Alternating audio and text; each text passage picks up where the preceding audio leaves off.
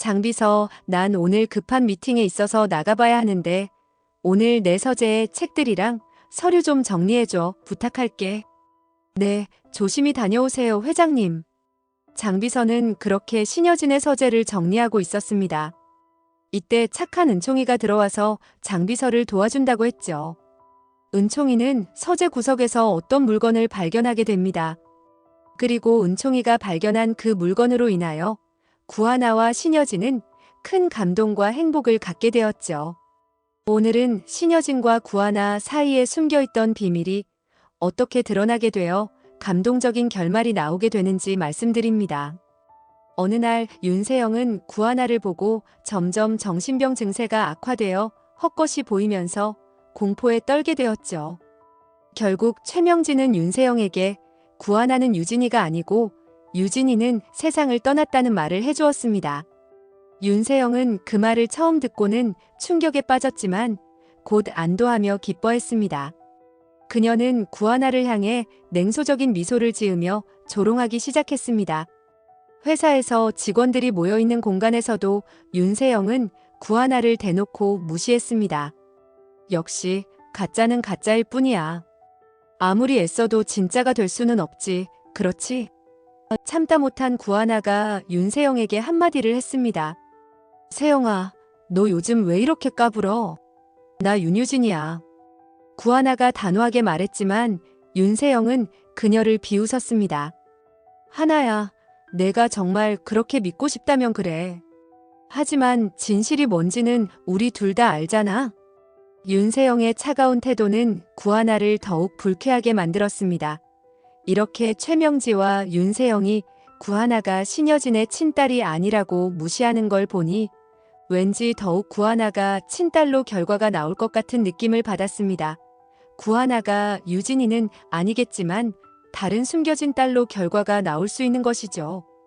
어느 날 구하나는 우연히 윤세영과 최명지의 통화를 엿듣게 되었고 윤세영이 최명지에게 구하나가 유진이라고 착각하는 게 너무 웃기다라고 말하는 것을 들었습니다. 구하나는 신방울에게 들었던 이야기와 과거 사건의 신문 기사를 떠올리며 실종 당시의 나이가 맞지 않는 것에 대한 의문이 점점 커졌습니다.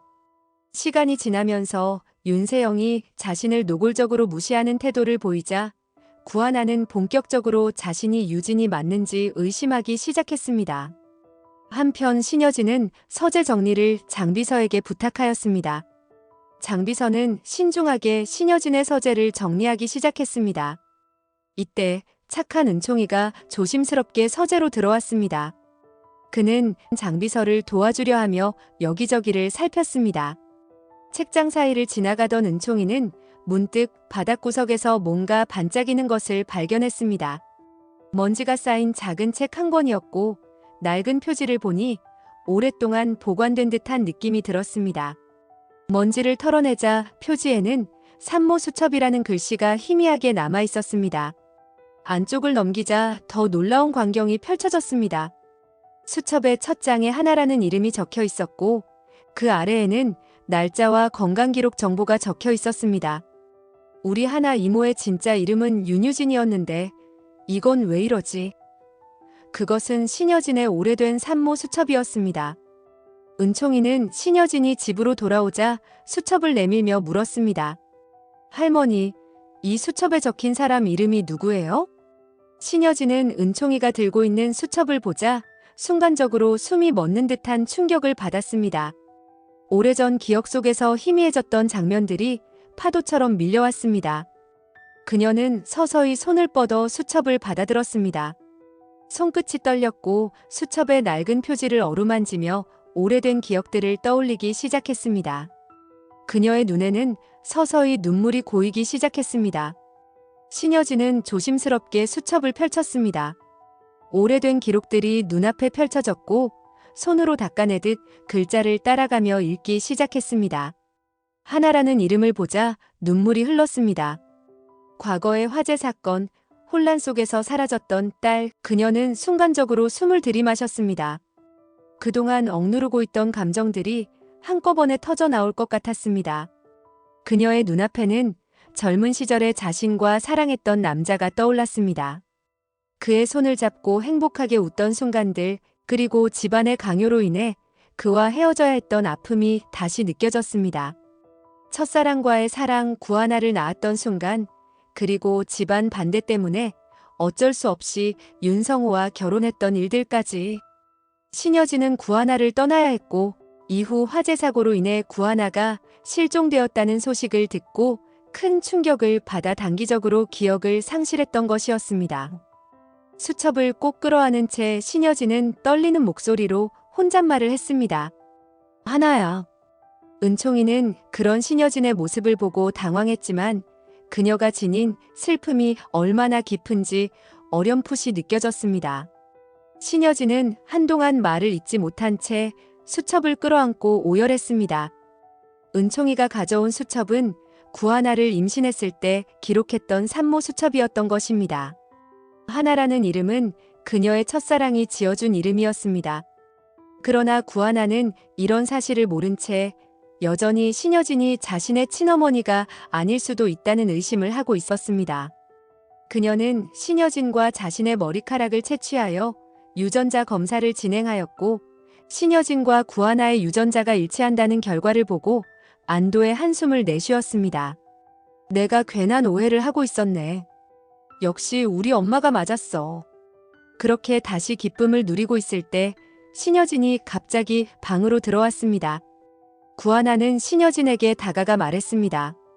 엄마, 내가 다시 한번 유전자 검사를 해봤어요. 역시 우리 두 사람은 모녀가 맞았어요. 구하나는 해맑게 웃었지만 신여진은 순간적으로 멈춰 섰습니다.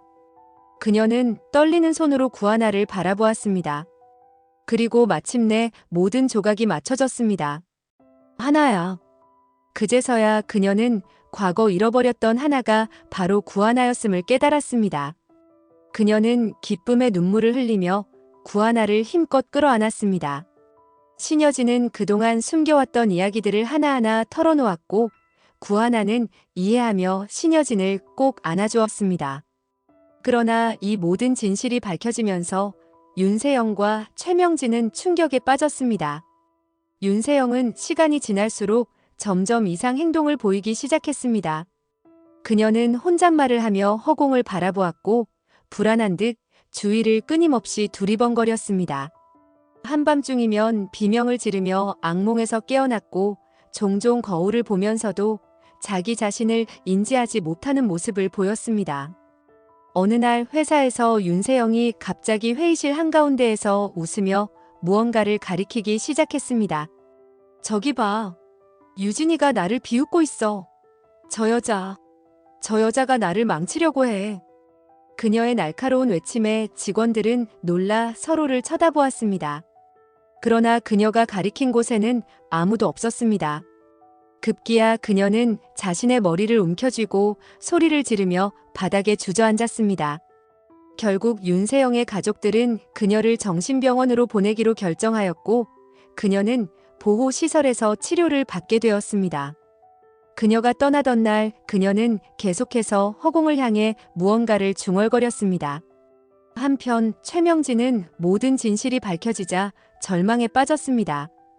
그녀는 마지막까지 모든 것을 감추려 했지만 과거의 범죄 기록과 뺑소니 사고에 대한 결정적인 증거가 나오면서 체포되었습니다.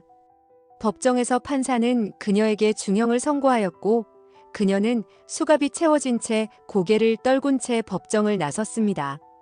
감옥에 수감된 첫날 그녀는 차가운 감방에서 홀로 앉아 있었습니다. 벽을 바라보며 흐릿한 눈으로 중얼거렸습니다. 내가 이렇게 끝날 줄이야. 난 이걸 원하지 않았어. 결국 윤세영은 정신병원에서 치료를 받으며 점점 망각 속으로 빠져들었고 최명진은 차가운 감옥에서 홀로 자신의 죄를 되새기며 살아가야 했습니다. 모든 것은 결국 진실대로 돌아왔고 구하나는 그토록 기다렸던 진짜 엄마와 행복하게 살았습니다. 구하나 가족의 행복을 바라신다면 구독과 좋아요를 부탁드립니다. 시청해주셔서 고맙습니다.